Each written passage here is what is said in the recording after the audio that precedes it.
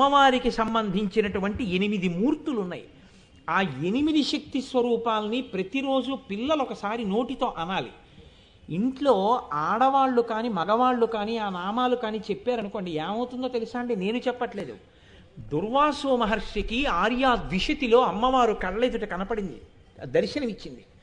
దర్శనమిచ్చి ఆవిడే చెప్పించింది ఆయనతో, ఇవి ఎవరు చెప్తున్నారో ఆ ఇంట ఆడదాని మంగళసూత్రాన్ని నేను కాపాడతాను, ఆ ఇంట అమంగళం జరగడం అన్నది ఉండదు, ఆడదాని పసుపు కుంకాలకి నేను రక్ష.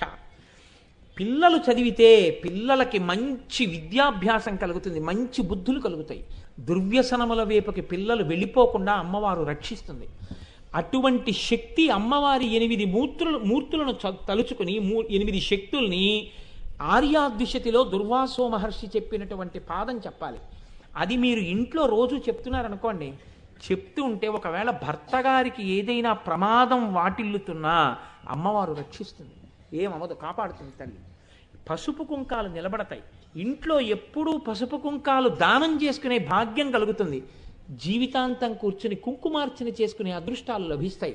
అవే అనకండి, నేను అంటాను బ్రాహ్మీ మహేశ్వరీ చైవ కౌమారీ వైష్ణవీ తథా వారాహీ చైవ మాహేంద్రీ చాముండా చైవ సప్తమి మహాలక్ష్మీరష్టమీ చ ద్విభుజా శోణ విగ్రహాః.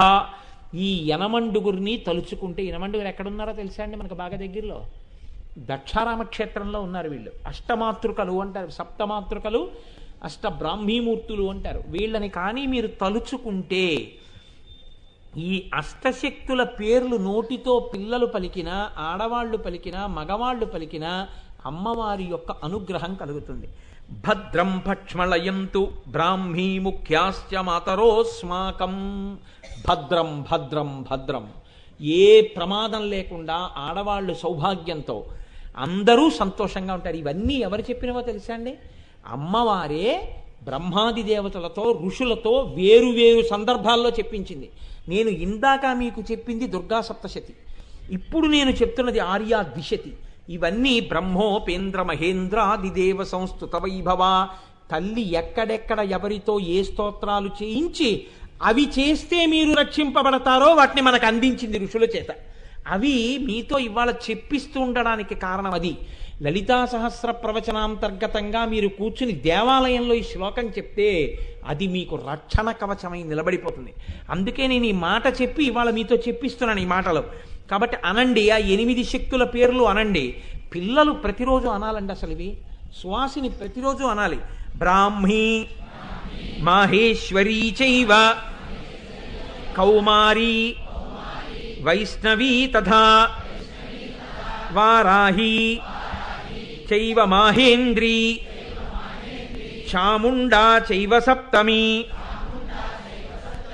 మహాలక్ష్మీరష్టమీ చ